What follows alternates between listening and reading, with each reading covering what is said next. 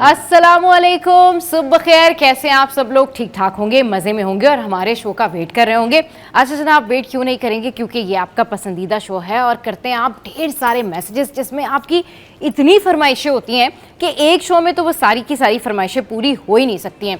क्योंकि कुछ लोग इस तरह से मैसेज करते हैं कि भाई आज आपने जो है वो फैशन के बारे में बताना है। कुछ मैसेजेस मुझे ऐसे आ रहे होते हैं कि आपने जो है वो हमें फेशियल्स के बारे में बताना है, आपने हमें हेल्थ के बारे में बताना है। तो पूरी कोशिश होती है कि पूरे हफ्ते में जितने शोज़ हों उसमें कुछ ना कुछ ऐसी चीज़ें रखी जाएं जो कि आपकी फरमाइश की भी हों। अच्छा जनाब, अब शो का आगाज़ करते हैं और शो के आगाज़ में जो है वो आज मैं आपको फॉर्मेट बताती हूँ। आज हमारे फॉर्मेट में जो है जो हमारे गेस्ट होंगे वो बड़े ज़बरदस्त गेस्ट हैं। हमें जो है वो उलमाए कराम ज्वाइन करेंगे क्योंकि आज जुमा है, आप सबको जुमा मुबारक। इसके अलावा आज हम बात करने जा रहे हैं वेट लॉस पे।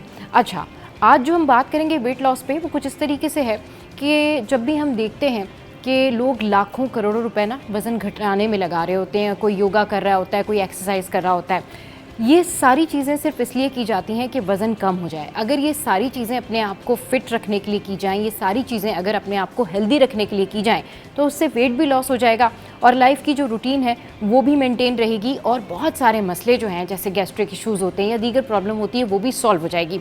तो आज हम इस बारे में बात करने जा रहे हैं और आज आपके साथ में एक इस तरह का इंजेक्शन जो है वो हम इंट्रोड्यूस करवाने जा रहे हैं और जो हमारे डॉक्टर होंगे वो हमारे साथ बैठेंगे और हमें बताएंगे कि उसके क्या साइड इफ़ेक्ट हैं, ये कौन लोग इस्तेमाल कर सकते हैं। ये है वेट लॉस के लिए। तो आज आपने हमारे शो के साथ जो है वो इसी तरीके से जुड़े रहना है और देखते रहना है सिटी एट 10। अच्छा जी, अब कुछ सिटी अपडेट्स जो हैं वो शामिल कर लेते हैं।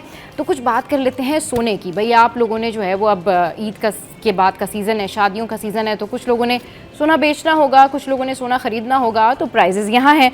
सोना भाई नई बुलंद तरीन सतह पर पहुँच गया है। अच्छा, आलमी मार्केट में सोना $5 महंगा होकर $3089 फ़ी औंस पर पहुंच गया। एक तोला सोना 500 रुपये महंगा हो गया। एक तोला सोने की कीमत नई बुलंद तरीन सतह 3,25,500 रुपये हो गई है। 10 ग्राम सोना 428 रुपये महंगा हो गया है। कीमत 2,79,063 रुपये की बुलंद तरीन सतह कर दी गई है, जबकि एक तोला चांदी की कीमत 3,580 रुपये पर ही बरकरार है। तो जनाब ये तो मैंने आपको जो है वो रेट्स बताए, शेयर किए आपके साथ में सोने के रेट्स। इसके अलावा जो मटन के प्राइस हैं और जो अंडों के रेट्स हैं और जो चिकन और बीफ है वो आप हमारी स्क्रीन पर कुछ देर बाद जो है इनके प्राइसेस पॉपअप हो जाएंगे। मौसम का क्या हाल है वो हमारी स्क्रीन पर जो है वो पॉपअप हो जाएगा, आपको पता चलेगा कि कौन सा दर्जा हरारत कितने बजे कहाँ कहाँ रहेगा। इसके अलावा अब कुछ हम बात कर लेते हैं दालों की। भाई बिरयानियाँ खा के गोश्त खा के दिल भर गया है, लेकिन प्राइस तो बताने हैं क्योंकि इन दी एंड रेगुलर अब गर्मियाँ आ रही हैं तो दिन में तो दालें पकाना लाजमी है। तो जिन्होंने अभी भी जाना है ग्रॉसरी करनी है या दालें लेके आनी है तो प्राइस ये हैं दालों के। माश की दाल जो है उसका 405, अच्छा 405 रुपये। अच्छा, इसके अलावा इसकी जो रिटेल प्राइस है वो 425 है। मूंग की दाल जो है इसकी होलसेल प्राइस है 310। इसके अलावा जो इसकी रिटेल प्राइस है वो 325 रुपये है। मसूर की दाल जो है उसका होलसेल प्राइस जो है वो है 250 रुपये और इसका रिटेल प्राइस है 265 रुपये। दाल चना जो है, दाल चना नंबर 1, अच्छा जी, होलसेल प्राइस है इसका 340 रुपीज़। इसके अलावा जो है इसकी रिटेल प्राइस है 355। इसके अलावा काबली चना नंबर 1 जी, अच्छा, होलसेल प्राइस जो है वो है 310 रुपये और रिटेल प्राइस है इसकी 325 रुपये। तो ये तो भाई सारी हमने आपके साथ में शेयर की। अच्छा, फ़्लाइट जो हैं वो मामूल के मुताबिक हैं और रेलवे के हवाले से भी आपको ज़रूर अपडेट्स देंगे कि कौन सी जो ट्रेन है वो लेट है और कौन सी ट्रेन जो है वो वक्त पर आ रही है, क्योंकि ईद का टाइम है और अपनों में ईद मनाने के लिए, अपनों से मिलने के लिए, अपनों को मनाने के लिए लोग आते भी हैं और जाते भी हैं और ज़्यादातर ट्रेन का सहारा लिया जाता है क्योंकि लोगों को ये बड़ा सस्ता सफ़र भी लगता है। तो शो में यह वक्त तो एक ब्रेक का, ब्रेक के बाद जब वापस आएंगे तो आज है 4 अप्रैल और इस दिन के हवाले से हमें ज्वाइन करेंगे हमारे कॉरेस्पॉन्डेंट आजिज़ भाई। जब वापस आएंगे तो इस पर डिटेल में डिस्कशन करेंगे। आपने कहीं नहीं जाना, हमारे साथ रहना है।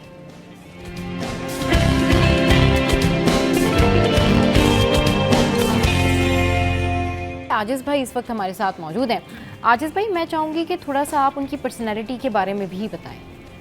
आज देखिए, जुल्फ़िकार अली भुट्टो की पर्सनैलिटी ज़ाहिर है कि हम तो तब बच्चे थे जब वो वज़ीर आज़म थे, हमने उस तरह तो नहीं देखा था, लेकिन मुझे ज़ाती तौर पे मैं 6ठी क्लास में पढ़ता था जब उनकी फांसी की खबर याद है मुझे।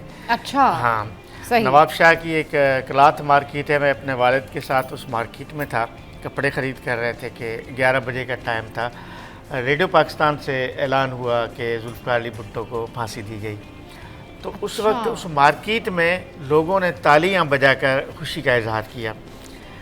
मेरे वालिद का अनपढ़ आम आदमी थे, तो उसको बड़ा गुस्सा आया उस बात पर कि ये लोग खुशियां क्यों मना रहे हैं। क्योंकि उस वक्त आपको याद तो नहीं होगा, लेकिन PNA का दौर था और जमात इस्लामी PNA की एक बड़ी जमात हुआ करती थी। हमारे छोटे शहरों में भी जमात इस्लामी के कारकुन थे। फिर हमारा एक शहर है छोटा सा बांदी, हम ट्रेन में सवार होकर वापस अपने गाँव गए, तो वहाँ हमने देखा कि लोग जो है वो मिठाइयाँ तकसीम कर रहे थे, यानी भुट्टो की फांसी पर खुशी का इजहार कर रहे थे। तो अच्छा, मैं ये समझ रहा हूँ कि अच्छा, चूँकि जमात इस्लामी से जो लोग उस ज़माने में ताल्लुक़ रखते, हमें ये तो पता नहीं था सिंधी माज और उर्दू सिंधी क्या होता है, लेकिन नफ़रत की एक, जैसे लोगों ने जो वहाँ के मकामी लोग थे उसने इस बात को बड़ा गुस्से का, बल्कि लोगों ने रद्द-ए-अमल का इजहार भी किया था कि ये मिठाइयाँ क्यों तकसीम कर रहे हैं, मारेंगे इनको। अच्छा, यानी जो आम सिंधी बोलने वाला था वो गमज़दा था भुट्टो की फांसी पर, और जो जमात इस्लामी के कारकुन थे वो मिठाइयाँ तकसीम कर रहे थे। ये बहरहाल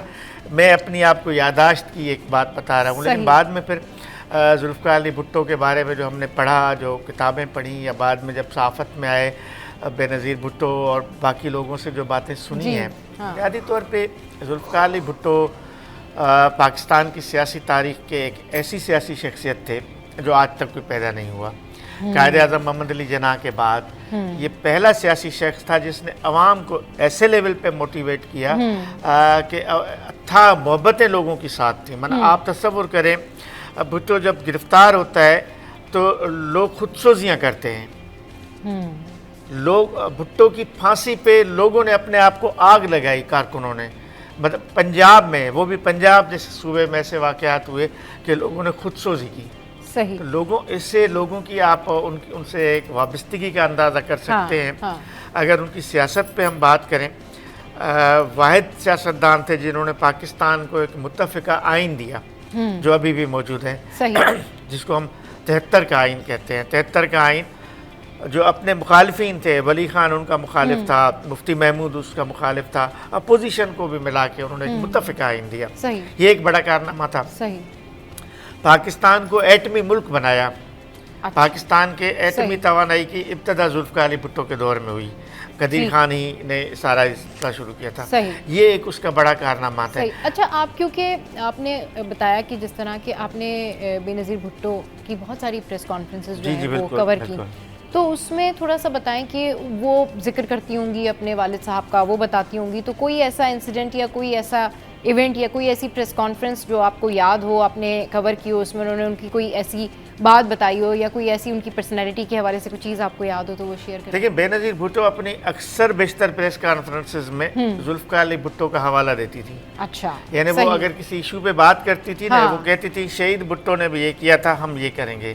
शहीद भुट्टो ने ये किया था। एग्रीकल्चरल इस्लाहात की बात होती थी, वो कहती थी कि जुल्फ़िकार अली भुट्टो ने अपने दौर में ज़रूरी इस्लाहात किए, हम ज़मीनें किसानों को देना चाहते हैं। इस तरह और बहुत सारे उसका बेनज़ीर भुट्टो का आइडियल उनके अपने वालिद जुल्फ़िकार अली भुट्टो थे।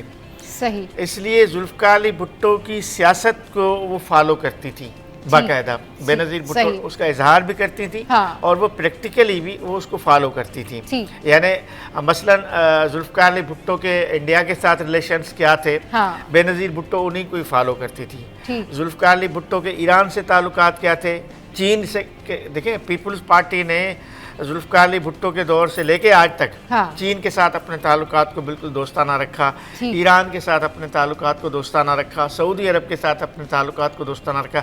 अच्छा, ये तीनों बड़े ममालिक जुल्फ़िकार अली भुट्टो के करीबी दोस्त थे, चीन हो, सऊदी अरब हो या ईरान हो। इनका भुट्टो के साथ बिल्कुल, वैसे तो तमाम इस्लामी ममालिक, फ़लस्तीन का भी था, लिबिया कर्नल कज़ाफ़ी उनके गहरे दोस्त थे, और भी बहुत सारे थे। लेकिन मैं कहता हूँ कि बेनज़ीर ने उसको फॉलो करती थी जुल्फ़िकार अली भुट्टो की सियासत को, और उसको उस फॉलो करते हुए वही पॉलिसीज़ उसने अपनाई जो बनाती थी। लेकिन अब 46 साल गुजर गए, ज़ाहिर है कि बेनज़ीर भी नहीं रही और भुट्टो भी नहीं रहा, बल्कि भुट्टो ख़ानदान के सिवाय सनम भुट्टो के या जुल्फ़िकार जूनियर के अभी कोई हमें भुट्टो खान जो रियल भुट्टो ख़ानदान है उसका कोई हमें नज़र नहीं आ रहा। लेकिन उसके बावजूद भी पाकिस्तान में 46 साल गुजरने के बाद भी सियासत आज भी भुट्टोस और एंटी भुट्टोस पे होती है। सही। और कोई सियासत नहीं होती। खास तौर पे अगर मैं सिंध की बात करूं, हाँ। सिंध में 70 से लेके या 79 4 अप्रैल 79 को भुट्टो को फांसी दी गई, तब से लेके आज तक पीपल्स पार्टी के पास और कोई नारा नहीं रहा, भुट्टो ही है जिसकी वजह से। बिल्कुल। अच्छा, नारा तो लगता ही है, और दूसरी बात यह है कि जहाँ पर सियासत की बात की तो सियासत भी होती है, लेकिन अब तरक्याती काम कितने होते हैं और किस हवाले से जो है वो डेवलपमेंट होती है, तो जो है ना वो अब ये देखना होगा कि पीपल्स पार्टी मज़ीद शहर की तामीर और तरक्की के लिए जो है वो क्या कर रही है। अच्छा जी, इस वक्त घड़ी खुदाबख्श में क्या सूरत हाल है ये जान लेते हैं हमारे कॉरेस्पॉन्डेंट से, अब्दुल खालिक से। जी बिल्कुल, साबिक वज़ीर-ए-आज़म पाकिस्तान शहीद ज़ुल्फ़िकार अली भुट्टो की आज 46वीं तकरीब मनाई जा रही है। पीपल्स पार्टी की जानिब से मेन तकरीब घड़ी खुदाबख्श भुट्टो मज़ार पर है, जहाँ पर जलसे का भी इनेकाद किया गया है। जलसे का आगाज़ दोपहर 2 बजे होगा तलावत कलाम पाक से, जिसके बाद महफिल मुशायरे की नशस्त है और उसके बाद जो है तकारीर का सिलसिला शुरू होगा। जो पीपल्स पार्टी के चेयरमैन बिलाल भुट्टो जरदारी समेत दीगर जो रहनुमा है वो जलसे से खिताब करेंगे। जलसा जो है यहाँ पर शाम के वक्त होगा तकारीर का सिलसिला, जबकि इस वक्त सिंध समेत मुल्क भर से जो कारकुनान हैं वो काफिलों की सूरत में मज़ार पर आना शुरू हो गए हैं, जहाँ पर शहीद ज़ुल्फ़िकार अली भुट्टो, शहीद बेनज़ीर भुट्टो और समेत दीगर जो शोधा हैं उनकी मज़ारत पर हाज़िरी दे रहे हैं, फूल चढ़ा रहे हैं और फातह ख्वानी कर रहे हैं। जबकि रात भर से जो है काफ़ी जो सिंध समेत मुल्क भर से जो कारकुनान हैं वो यहाँ पर घड़ी खुदाबख्श में उन्होंने स्टे किया और सुबह के वक्त वो मज़ार पर हाज़िरी दे रहे हैं। लोग जो है इसी इंतज़ार में है कि जलसा आज जो है शुरू हो तो जलसे में शिरकत करे ज़्यादा से ज़्यादा, ताकि जो अपने रहनुमा अपने लीडर का जो किताब है वो सुन सके। जी ठीक है, बहुत शुक्रिया अब्दुल खालिक, हमारे करस्पॉन्डेंट हमें अपडेट कर रहे थे। और घड़ी खुदाबख्श में इस वक्त क्या सूरत हाल है वो बता रहे थे। कारकुनान की जो आमद का सिलसिला है वो तो रात से ही जारी है। जिस तरह से हमने देखा कि मुख्तलिफ जो यहाँ पर लोग थे, जो रहनुमा थे, वो अपने काफ़िलों के साथ निकल गए थे। अकरबा को भी हमने देखा कि वो भी लीड करते हुए जो है वो रात ही को रवाना हो गई थी अपने काफ़िले के साथ, और अभी भी वहाँ पर जो है कारकुनान और रहनुमा जो हैं उनकी आमद का सिलसिला जारी है। अच्छा जी, महराज भाई इस वक्त हमारे साथ मौजूद हैं। अस्सलाम वालेकुम महराज भाई, कैसे हैं आप? बहुत दिनों बाद आप हमारे शो पर आए, ये बताएं कैसा गुजरा आपका रमज़ान? सब अच्छे से गुजर गया? अल्हम्दुलिल्लाह बहुत अच्छा गुजरा। बस जी जी, जाहिर सी बात है रोज़े और इफ्तारियाँ और सहरी जी, और इफ्तारियों में लोगों को किन लोगों को आपने इफ्तारियों में नहीं बुलाया, मिस किया, ये भी ज़रा थोड़ा सा बताएं। जी बिल्कुल, उसमें कुछ लोग नहीं आ सके आपकी इफ्तार पार्टी नहीं, मेरी गलती की वजह से रह गए। हाँ, तो उनसे मैं माजरत चाहता हूँ दिली तौर पर। जी, ये जो इफ्तार पार्टी थी इसकी जो बैकग्राउंड स्टोरी है इंशाल्लाह ताला फिर कभी शेयर करेंगे आपसे, लेकिन अभी हम बात करते हैं महराज भाई, जहाँ पर हम बात करें पीपल्स पार्टी की, और अगर आप ओवरऑल देखें जिस तरह से आजिज़ भाई ने बताया कि भुट्टो साहब की जो नाम पे जो सियासत है वो अब तक चलती आ रही है, या तो कुछ लोग एंटी भुट्टो हैं या फिर भुट्टोइज़म के साथ हैं और फिर वो इसको लेकर चल रहे हैं। अब जो करंट सिचुएशन है जिसमें पीपल्स पार्टी अब यहाँ पर एक्टिव है, मुतारिक है, उसमें अभी जो करंट सिचुएशन ये है कि अभी पीपल्स पार्टी जो है वो एहतजाज कर रही है जो 6 केनालों का मसला है। तो थोड़ा सा इसके बारे में बताएं कि ये क्या है, इसकी बैकग्राउंड स्टोरी क्या है और अभी क्या डेवलपमेंट हो रही है, क्योंकि पीपल्स पार्टी के जो रहनुमा हैं, जो मुतारिक बड़े रहनुमा हैं, उन्होंने अब प्राइम मिनिस्टर शहबाज शरीफ से कहा है कि भाई ये मसला आप सॉल्व करना है। जी देखिए, एक तो मैं ये समझता हूँ कि थोड़ी सी देर की है पीपल्स पार्टी को ये पहले जो है फ़ैसला लेना चाहिए था, क्योंकि जब ये फ़ैसला हो रहा था और सदर आसिफ अली जरदारी इस पर दस्तखत भी कर रहे थे, ये मामला चल रहे थे, तो जाहिर सी बात है उनका ताल्लुक भी पाकिस्तान पीपल्स पार्टी से ही है, सदर पाकिस्तान का। सही। तो बहरहाल देर आए दुरुस्त आए जो मिसाल है। तो इस पर सबको यकजा होना होगा, साथ मिलकर खड़ा होना होगा। देखिए, पहले ही दरियाए सिंध में पानी नहीं है, ठीक है ना, पानी की कमी का शिकार है पूरा सिंध जो है वो। अगर हम कराची को जो मकामी लोग हैं वो भी वहाँ के मकामी लोग भी हैं, काश्तकारी का मामला है, उसके बाद कराची का भी मामला है, तो बहुत सारे मसाइल हैं। तो अब ये कैनाल्स बनने के बाद ऑटोमेटिकली जो पहले ही आप पानी की कमी का शिकार थे, तो आप जाहिर सी बात है मजीद पानी की कमी का शिकार होंगे, क्योंकि वो कैनाल जो है वो बुलंदी पर बन रहे हैं और जहाँ से पानी आता है। अब जब वो पानी आपको पहुँचेगा ही नहीं और दरिया सिंध में आके गिरेगा ही नहीं और सिंध को मिलेगा ही नहीं, तो सबको परेशानी होगी। जो आज अगर इस पर फैसला नहीं किया गया, आज इस पर स्टैंड नहीं लिया गया, तो आइंदा आने वाले चंद सालों में जो है इसका जो है सबसे बड़ा जो मसला है वो आवाम को ही भुगतना है, हमें और आपको ही भुगतना पड़ेगा। तो बहरहाल मैं तो ये समझता हूँ पाकिस्तान पीपल्स पार्टी ने अगर इस पर स्टैंड लिया है तो उस पर इनको मजबूती के साथ खड़े रहने की भी ज़रूरत है, क्योंकि अगर वो मजबूती के साथ खड़े रहेंगे तो शायद इम्कान है कि ये फैसला वापस हो जाए या इसमें कोई रद्दोबदल हो जाए? रद्दोबदल हो जाए। इसमें आजिज भाई दो बातें बड़ी अहम है। हाँ। एक तो आज ये तवक्का की जा रही है कि जो पीपल्स पार्टी का जलसा है गढ़ी खुदा बख्श में, बिलावल भुट्टो इस हवाले से एक अहम ऐलान करने वाले हैं केनालों के मामले में। कैनालों हाँ, के, क्योंकि कैनालों की सियासत में प्रेशर इतना बड़ा डेवलप हो गया कि पीपल्स पार्टी फंस चुकी है। सही। चूँकि पीपल्स पार्टी लेट हुई है, जैसे महराज भाई ने कहा कि शुरू में सिंध की कॉम्प्रेस जमातों ने एहतजाज शुरू किया और फिर माहौल ऐसा बना कि सिंध का बच्चा बच्चा भी एहतजाज। देखिए सिंध में 2-3 मामला बड़े हसास होते हैं। आपको याद होगा कि आसिफ जरदारी की टोपी पे सिर्फ तनकीद करने से सिंध में कल्चरल डे मनाया जा रहा है, हज़ारों लोग वो कल्चरल डे मनाते हैं। तो ये पानी का मसला भी इतना ही हसास है सिंध में। इस वक्त फसलें सूख रही हैं, वैसे कुदरती भी डैमों में पानी ख़त्म हो गया है, तो लोगों में एक वैसे ही एक सख्त तो क्या देख रहे हैं कि किस अब देखा यही जा रहा है कि मुख्तलिफ शहरों में और मुख्तलिफ रैलियों की सूरत में ये एहतजाज किया जा रहा है और ये कहा जा रहा है कि जी ठीक है ये मसला जो है उसको ख़त्म करें। क्या लग रहा है कितना कारआमद साबित होगा? देखिए इसमें सिर्फ दो बातें हैं, इसमें दो बातें हैं। हाँ। एक तो वफाकी हुकूमत की कमज़ोरी ये है कि एक इदारा है काउंसिल ऑफ कॉमन इंटरेस्ट, सही, वो आईनी इदारा है, CCI जिसको कहते हैं या मुश्तरका मफादात काउंसिल कहते हैं। वो इसलिए होता है कि जब सूबों के दरमियान किसी मसले पे तनाज़ा हो तो फौरी काउंसिल ऑफ कॉमन इंटरेस्ट का इजलास बुलाकर उसको हल किया जाए।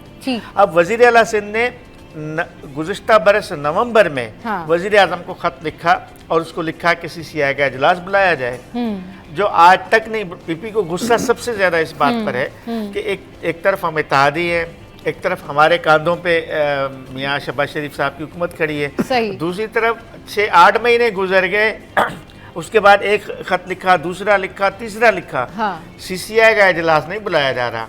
तो इस वजह से अच्छा दूसरा सिंध में एहतजाज जा रहा है। पीपल्स पार्टी का ग्राउंड सूबा सिंध है इस वक्त, उनकी हुकूमत सिंध में है, उनकी पार्टी का जो वोट बैंक है वो सिंध में है। तो सिंध में अगर उनकी मुखालफत को इतनी पजीराई मिलेगी तो उसके लिए मसला होगा नंबर 1। नंबर 2 कि पानी का मसला वैसे भी सिंध के लिए अहम है क्योंकि सिंध एक एग्रीकल्चरल माशरा है, अगर पानी कम होगा तो मसला होगा। अब पीपल्स पार्टी के पास 2 रास्ते हैं, या तो इस मसले को ख़त्म करवाए, जो उनका एक मुतालबा है कि वज़ीर आज़म मियाँ शहबाज शरीफ इसको बाकायदा ख़त्म करने का ऐलान करें। हम अपील करते हैं कि ये मसला जल्द जो है। दूसरा ये है कि हुकूमत से अलग हो जाए। अच्छा ये किस हद तक मुमकिन है इन हालात में जब अगर ये बात उनकी नहीं मानी जाती तो सबसे बड़ा फिर खतरनाक ऑप्शन ये होगा। और हुकूमत से पीपल्स पार्टी का अलग होने का मतलब ये है कि मौजूदा हुकूमत मौजूदा सेटअप ही धड़ाम हो जाएगा इससे। सही।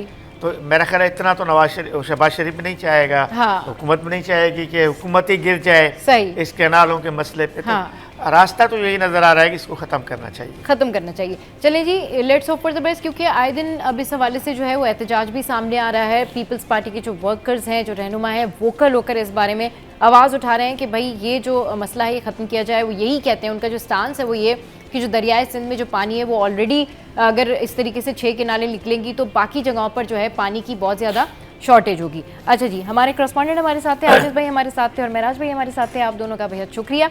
और अभी ब्रेक के बाद जब वापस आएंगे तो फिर आपको बताएंगे कि कराची के अवाम क्यों खुश हैं।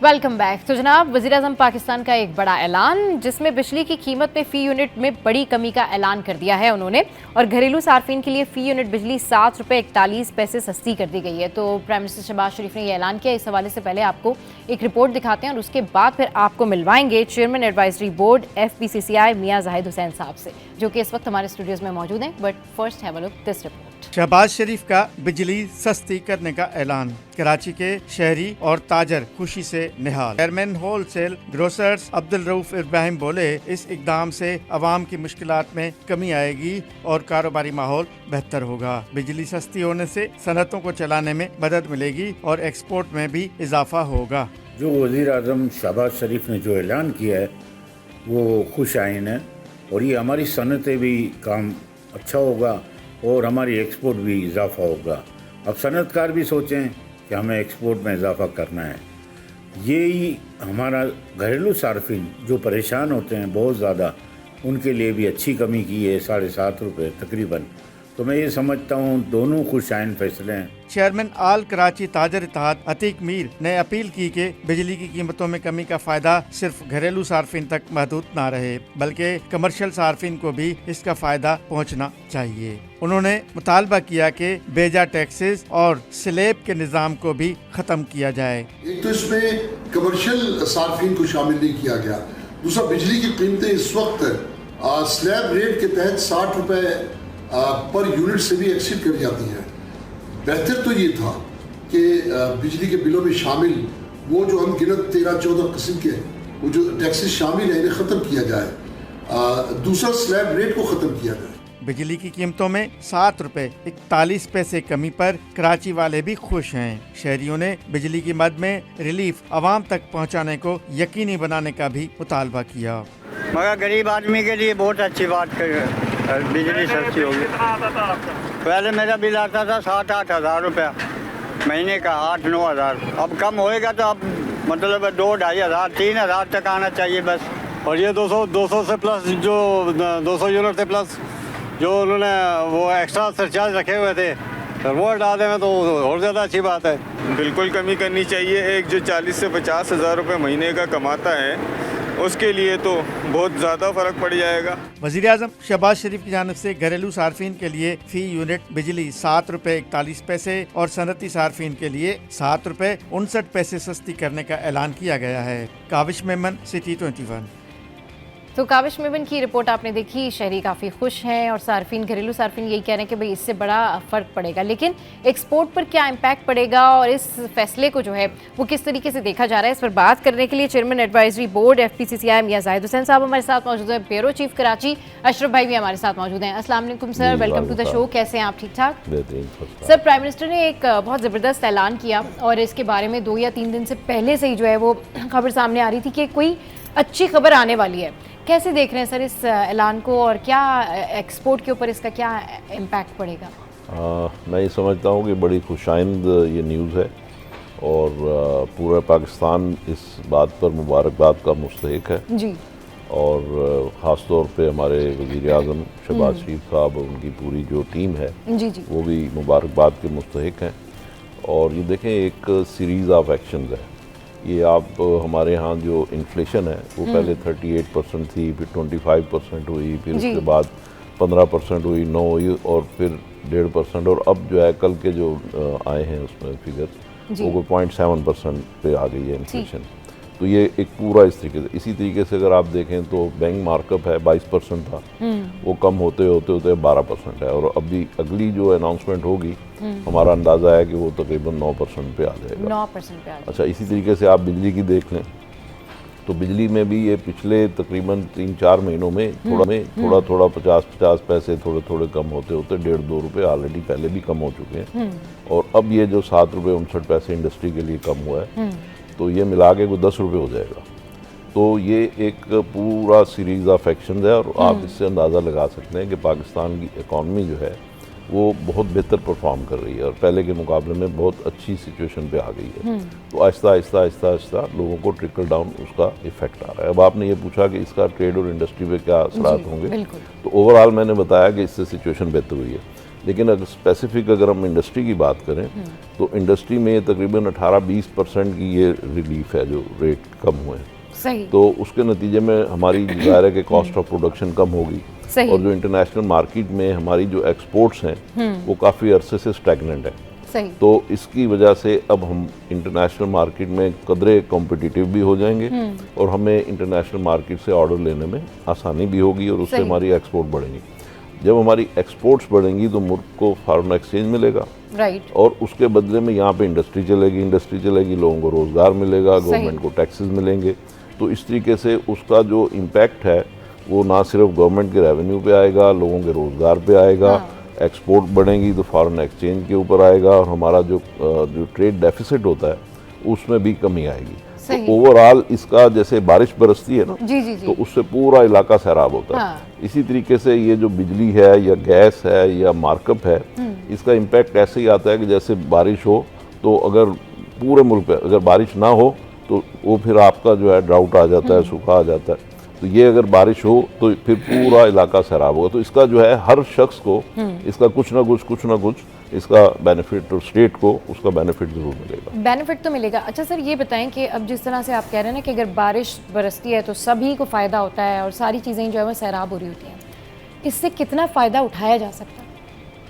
देखिए, इससे फ़ायदा उठाने के लिए तो किया गया है ये कदम जो उठाया गया है। मतलब मज़ीद क्या स्ट्रेटजी बनाई जा सकती है, चीज़ों को बेहतर किया जा सकता है? देखें, इसके नतीजे में अगर हम इसको बिल्कुल, अगर हम माइक्रो बात करें, मैक्रो तो ये है ना कि ये रेट कम हो गए, अगर इसकी हम पूरी माइक्रो मैपिंग करें तो इसके नतीजे में देखें लोगों के रोज़गार में इजाफा होगा। इससे लोगों को बिजली की कीमत कम होने की वजह से ओवरऑल जो हमारे ट्रांसपोर्टेशन है उसके किरायों में कमी वाक़या होगी।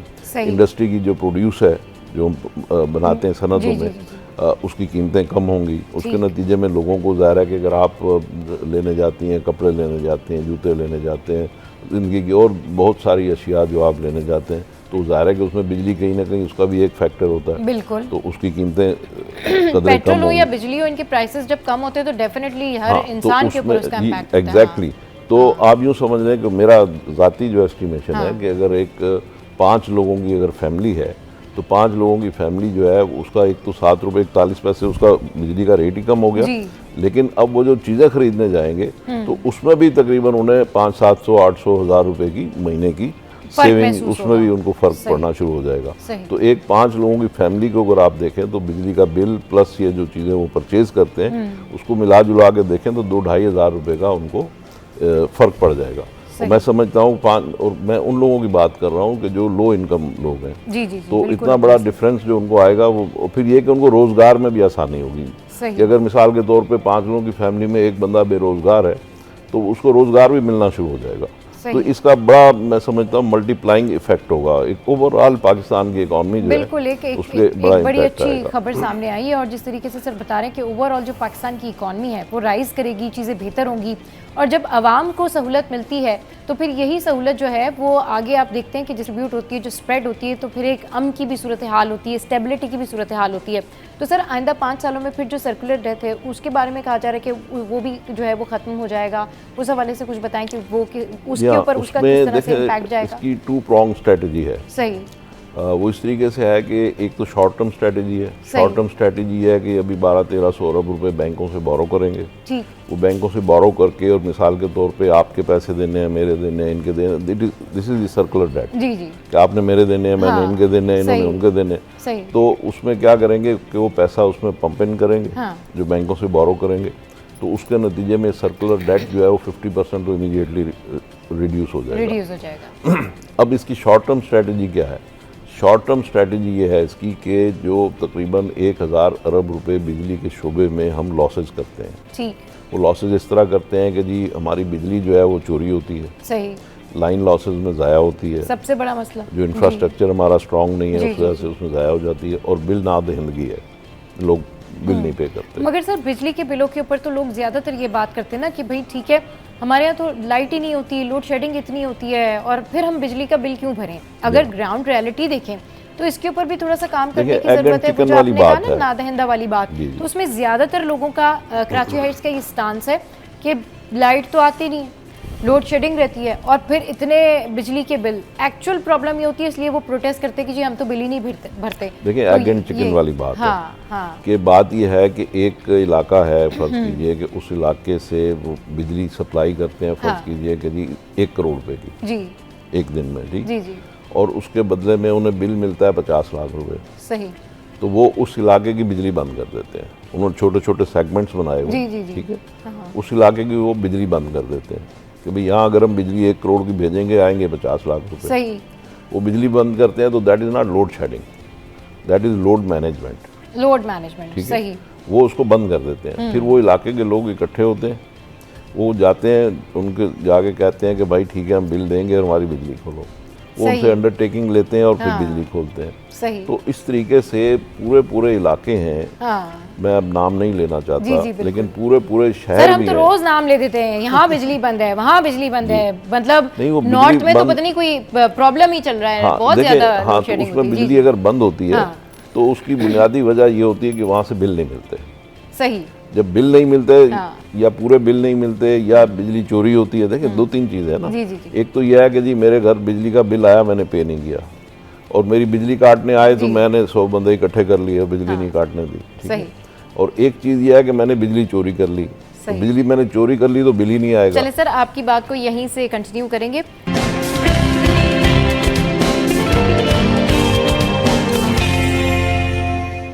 Welcome back. तो बात हो रही है कि प्राइम मिनिस्टर ने जब से ऐलान किया है, कराची के शहरी खुश हैं और होना भी चाहिए, क्योंकि इतने टाइम के बाद जो है वो जाके कोई खुशखबरी मिली है। अशरफ भाई, पहले तो ये बताएं आप कैसा फील कर रहे हैं इस खबर के बाद? बहुत ज़बरदस्त, क्योंकि अंदाज़ा नहीं था, क्योंकि बहुत मुश्किल में पाकिस्तान था। हम 2 साल से, मियाँ जाहिद साहब को मैंने बहुत तंग किया है। 2 साल से हम चला रहे थे कि IPPs जो इंडिपेंडेंट पावर प्लांट, उसकी कैपेसिटी चार्जेस अरबों रुपए हम दे रहे हैं बंद पावर प्लांट के। सही। 2 साल से हम चला रहे थे। फेडरेशन हाउस के ये लीड भी कर रहे थे, फिर फेडरेशन हाउस ने आवाज़ उठाई और मुसलसल प्रेस कॉन्फ्रेंस की, जिसपे हाई लेवल तक ये बातें गई हैं कि बंद पावर प्लांट के हम पैसे दे रहे थे।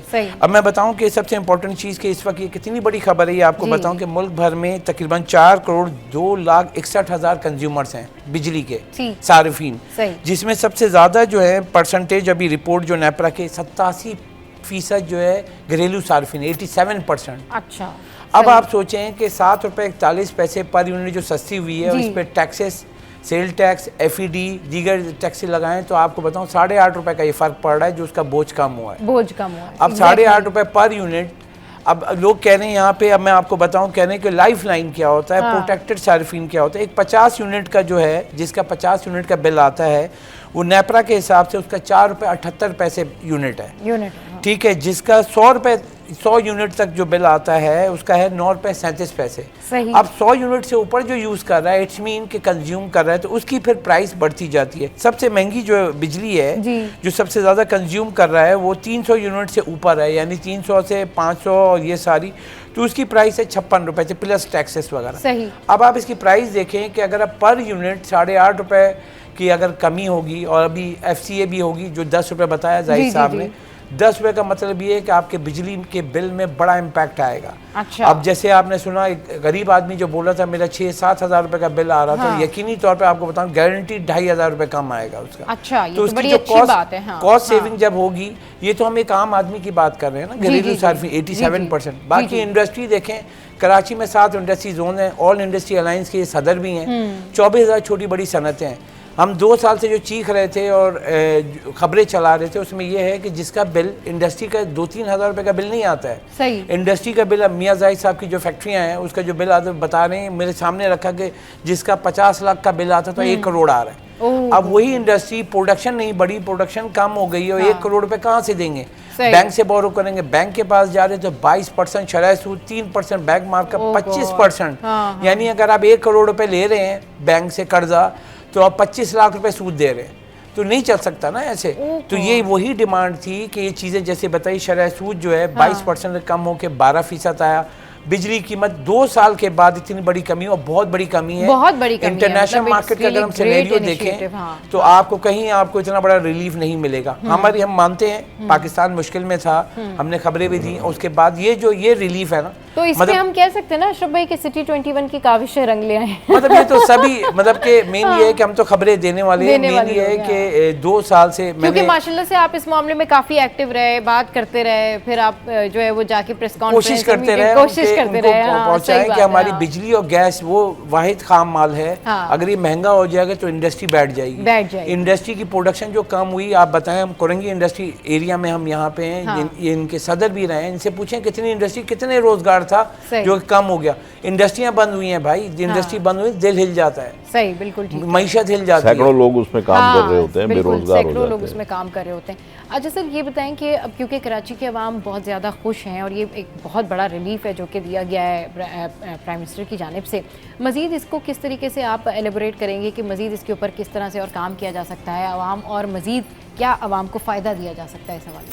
देखिए, बात यह है कि ये गवर्नमेंट जो होती है किसके लिए होती है? अवाम के लिए होती है, अवाम के वोटों से आती है, अवाम के लिए काम करती है। तो इनका तो बुनियादी काम ही ये है कि लोगों को रिलीफ देना, और इस्लाम का कॉन्सेप्ट भी ये है कि फलाही रियासत बनाना। तो फलाही रियासत क्या होती है? उसमें ये होता है कि जी आप बिजली, पानी, गैस, एजुकेशन, इंफ्रास्ट्रक्चर और इंसाफ, सही। ये 5-6 चीज़ें जो हैं वो गवर्नमेंट ने प्रोवाइड करनी है, तो उसके नतीजे में ही फलाई रियासत बिल्कुल सही बनती कह रहे हैं कि एक अच्छा स्ट्रक्चर बन जाए तो सारी चीज़ें जो है ना वो बिल्कुल लाइन और हो आप ये जाती है और देखेंगे आवाम को जितनी भी रिलीफ भी मिल चीज़ें जाता है। हैं जी, उन जी, सारी जी। चीज़ों के ऊपर काम हो रहा है। अगर आप अपने इर्द गिर्द देखें, गिरदो पेश जी, में जी। देखें, हाँ। तो आपको इंफ्रास्ट्रक्चर पे काम होता नज़र आ रहा होगा, आपको महंगाई यानी इन्फ्लेशन पे बिल्कुल काम बिल्कुल होता बहुत नज़र आ सारी रहा चीज़ों होगा, के ऊपर टैक्सों में अगर आप ग्रेजुअली देखें, स्लोली काम हो रहा है, आवाम को रिलीफ मिल रहा है। 2 साल बाद जाके ये अच्छी खबर सामने आई। बहुत शुक्रिया मियां जाहिद हुसैन साहब, अशरफ भाई हमारे शो पर आए। तो शो में यहाँ वक्त तो एक ब्रेक का, ब्रेक के बाद जब वापस आएंगे तो फिर आपको बताएंगे कि आप इंस्टेंट वजन कैसे घटा सकते हैं। नहीं ये जिम की बात नहीं हो रही है, ये इंट्रोड्यूस हुआ है एक इंजेक्शन, लेकिन इसका कितना नुकसान है, कितना फ़ायदा है।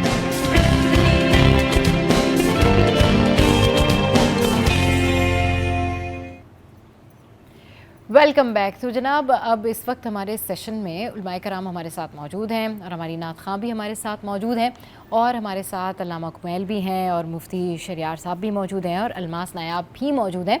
तो आप सबको वेलकम, खुश आमदीद, अस्सलाम वालेकुम। कैसे हैं आप सब लोग? ठीक ठाक हैं? कैसे गुजरे मुफ्ती साहब रमज़ान, ये बताएँ। अल्हम्दुलिल्लाह, अल्लाह अज़्ज़ व जल ने करम किया, हमें रमज़ान अता किया। ये अलग बात है कि हमने अपनी गफलतों से इसको गंवा ही दिया, लेकिन बहरहाल अल्लाह से अच्छी उम्मीद रखनी चाहिए।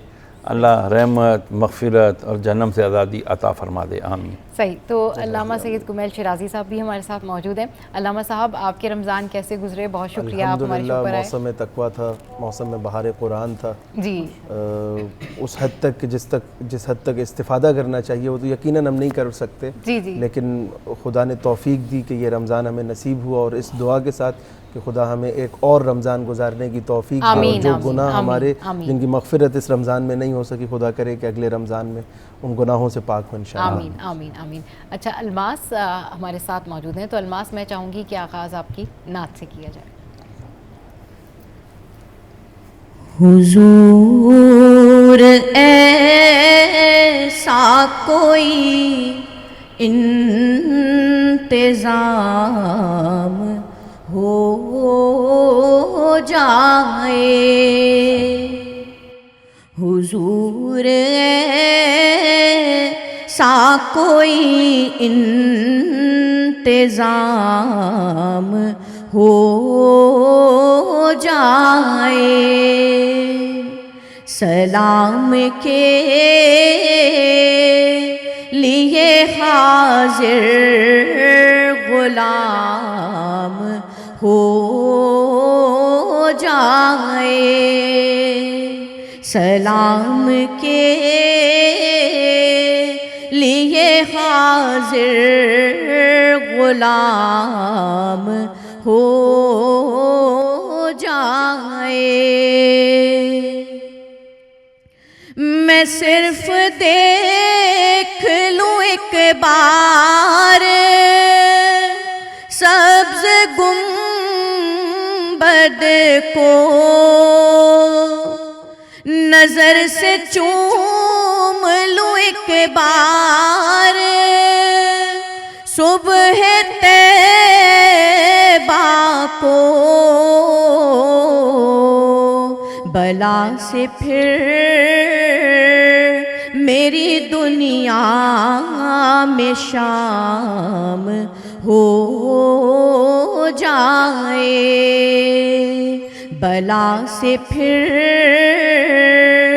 मेरी दुनिया तमाम हो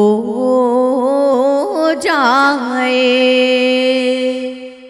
तजल्लियात से भर लूं मैं अपना कासाए जान, तजल्लियात से भर लूं मैं अपना कासाए जान,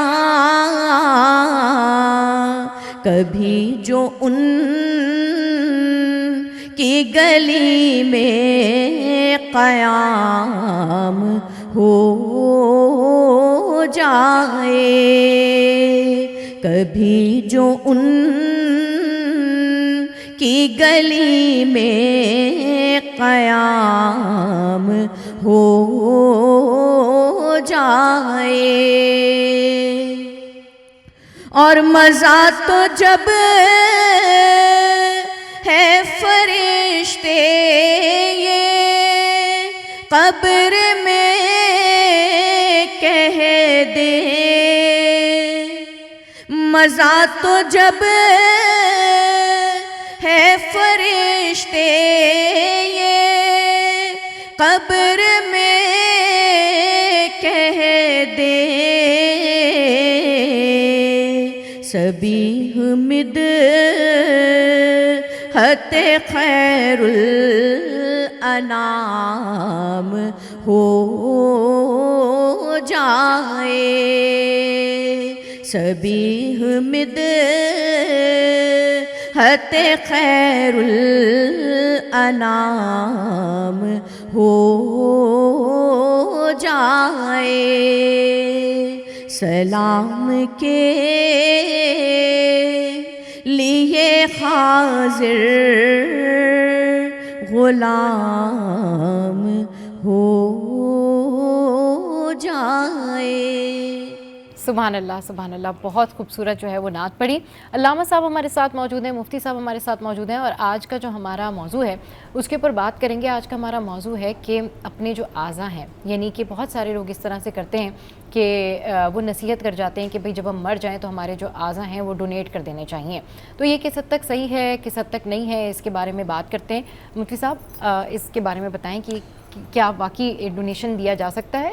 बिस्मिल्लाहिर्रहमानिर्रहीम, अल्लाहुम्मा सल्लि व सल्लिम व बारिक अला सय्यिदिना व मौलाना मुहम्मद व अला आलिहि व सहबिहि व बारिक वसल्लम। ये एक ऐसा मसला है जिसे आजकल बड़ी शद्दोमद के साथ मुंसलिक किया जाता है इंसानियत के साथ, और इंसानियत के एक लिबादे में उड़ाकर इसे पेश किया जाता है कि जी ये बिल्कुल करना चाहिए, जबकि शरअन इसकी बिल्कुल भी इजाज़त नहीं है। ह्यूमन बॉडी हमारी जिस्म है, हम इसके मालिक नहीं हैं, ये हमारे पास अमानत है जी। इंसान अपनी बॉडी का तसर्रुफ नहीं कर सकता, इसको इख्तियार नहीं हासिल है। सही। मरने के बाद, अपने मरने से पहले ही उसने वसीयत कर दी कि जी मेरी आँखें, मेरा गुर्दा, मेरा दिल, मेरा फेफड़ा, इसको डोनेट कर दिया जाए।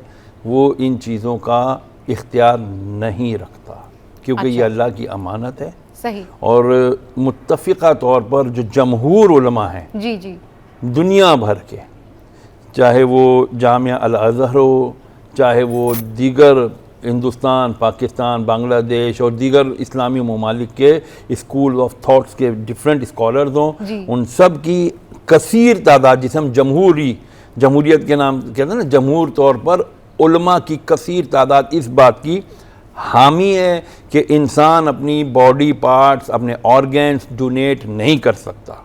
जब डोनेट नहीं कर सकता, जाहिर बात है उसकी ट्रांसप्लांटेशन भी सही नहीं है। ट्रांसप्लांटेशन भी सही नहीं है, हाँ, क्योंकि सिंपल ये भी होता है ना, बहुत सारे लोग ट्रांसप्लांट करा देना, कोई आंखों की करा देता है, कोई जिगर दे देता है, कोई खून। देखिए, खून और जिगर का इसमें अलग सिस्टम है।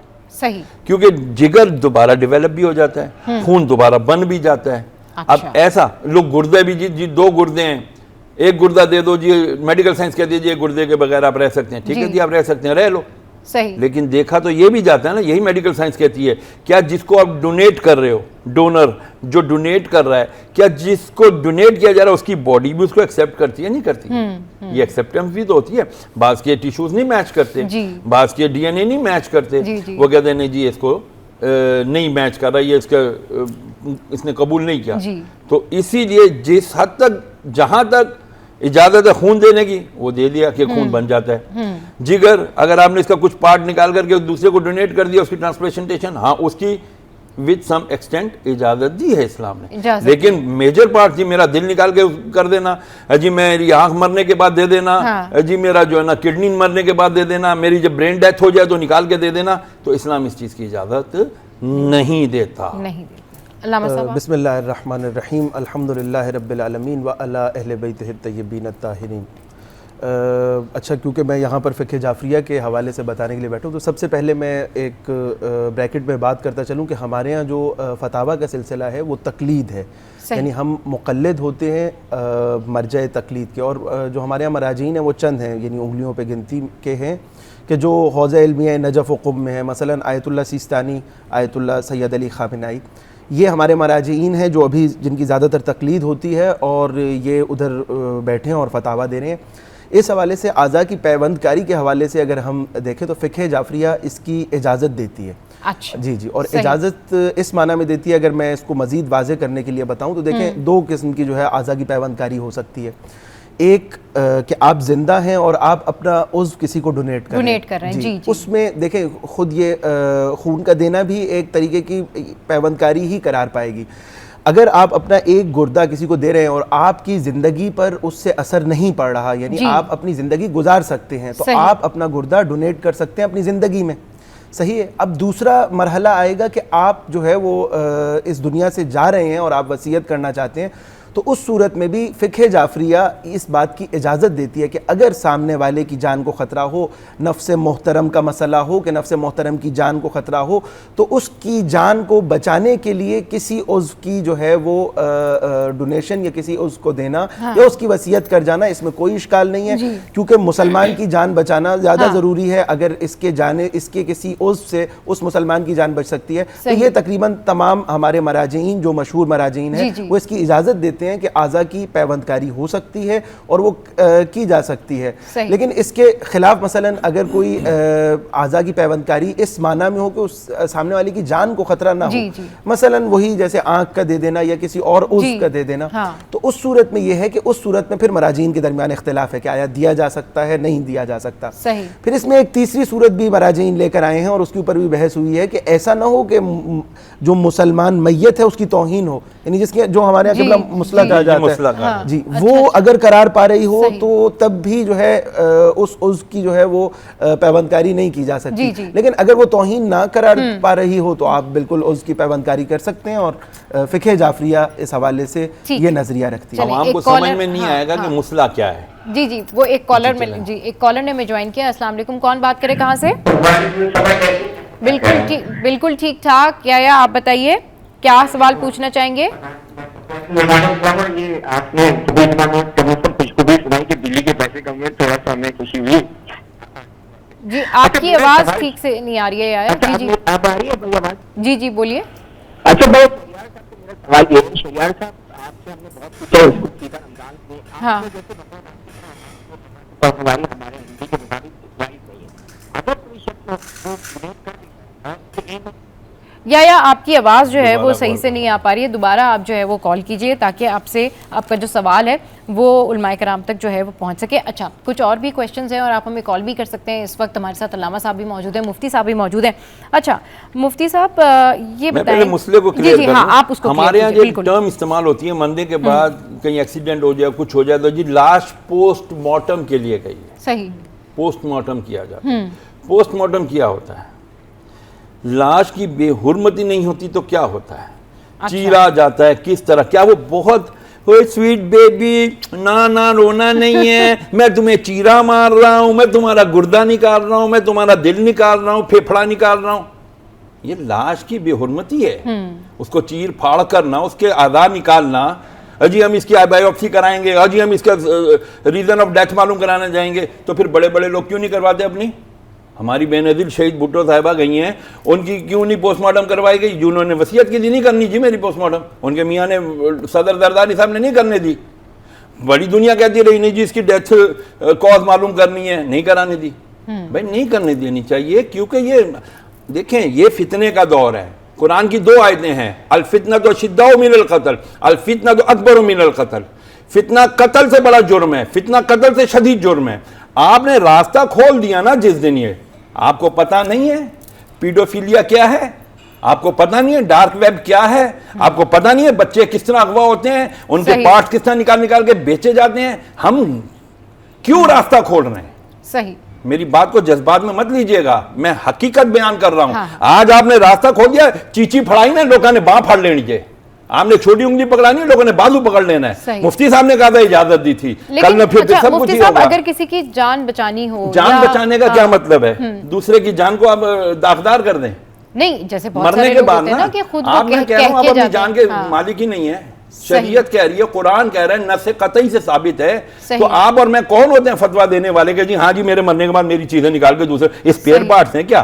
कल आपने उठना है दोबारा, सही, मैं उठा जी मेरी आंख ही नहीं है, लंगड़ा उठ रहा हूँ, काना उठ रहा हूँ, मेरी जो गुर्दा ही नहीं है।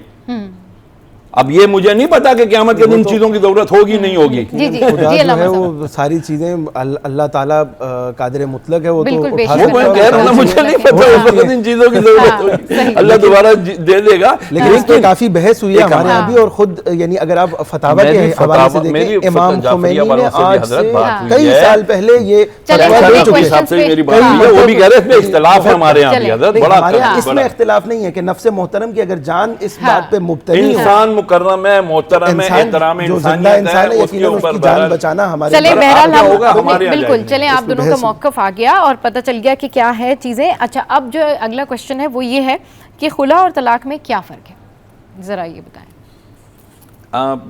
पहली तो मेरी आपके मैनेजमेंट से एक रिक्वेस्ट है कि टॉपिक एक रखा करें ताकि उस पर सैर हासिल गुफ्तगू हो जाए। ये रह गया तिश्ना एक चीज़, तो देना है नहीं देना, इसकी बड़ी दलाइल अभी बाकी थे। बारह अब आप आ गए तलाक पे और उसके ऊपर अब ये पूरा डिबेट, पूरी एक डिबेट है ना।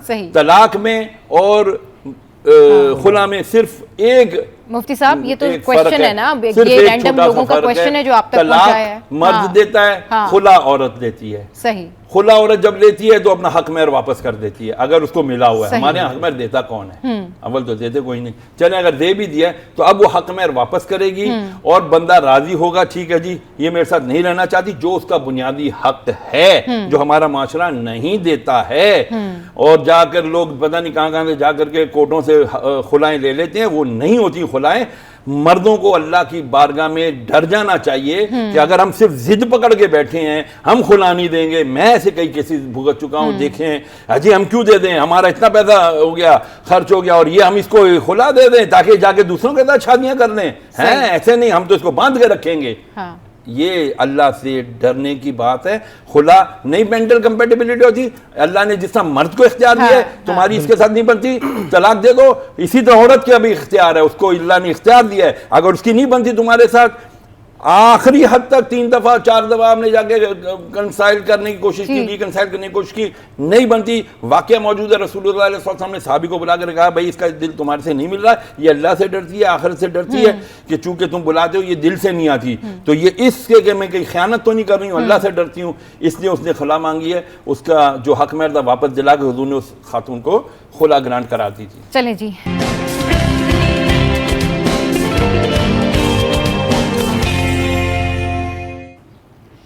Welcome back. तो उलमाए कराम हमारे साथ मौजूद हैं और आज हमारा जो टॉपिक है वो इंतहाई अहम टॉपिक है कि जो आज़ा की डोनेशंस होते हैं वो जायज़ हैं या नहीं है, इसके ऊपर तफसीली तौर पर बयान किया है। लेकिन जो आपके क्वेश्चंस हैं वो भी हम इनके सामने रखते हैं। जिस तरीके से अभी मैंने मुफ्ती साहब से पूछा था कि खुला और तलाक में क्या फ़र्क है, तो अल्लामा साहब उस हवाले से बताएं। जाफरिया के अंदर तलाक जो है वो मर्द ही देता है, दोनों सूरतों में, वो खुला हो या तलाक हो। अच्छा, जो तलाक के सीगे होते हैं वो मर्द की जानिब से जारी होते हैं, सही है। और इस सूरत में कि अगर औरत उस मर्द के साथ ना रहना चाह रही हो और दोनों की मसलन अगर बाहमी कोई सिलसिला हो और वो ना रहना चाह रहे हो, तो औरत अगर ये चाहे कि वो इस मर्द से जुदा हो तो वो फिर जाकर मामला करती है। मामला इस सूरत में करती है कि वो कहती है कि मैं अपना हक महर जो है तो मैं बख्शती हूँ, क्योंकि बाज़ औक़ात बल्कि ज़्यादातर जो है वो हक महर इंदत तलब होता है कि मसलन लिखवा दिया जाता है, मसलन 5 तोले सोना या मसलन लिखवा दिया जाता है 10 तोले सोना।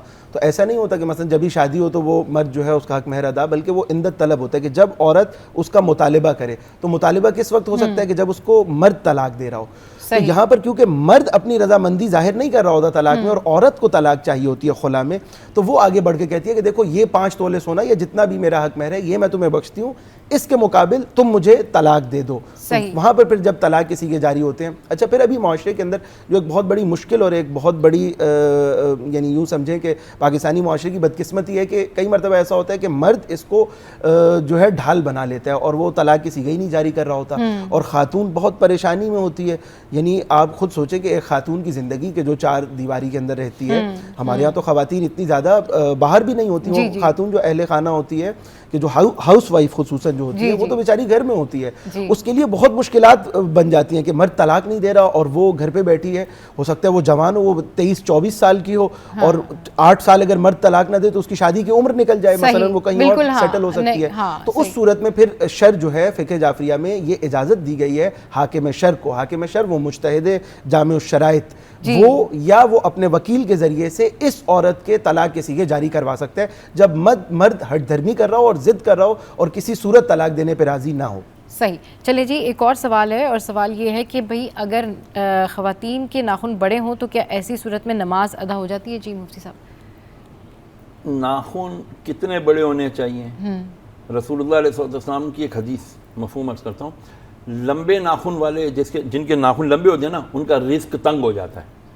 अच्छा, सही। उनका रिस्क कम हो जाता है, तंग हो जाता है। इसको आप यूं ले लें, अगर तो वो चमचियों से खाते हैं तो एक अलग बात है, हाथ से जिसके नाखून लंबे होंगे वो हाथ से कैसे खाएगा?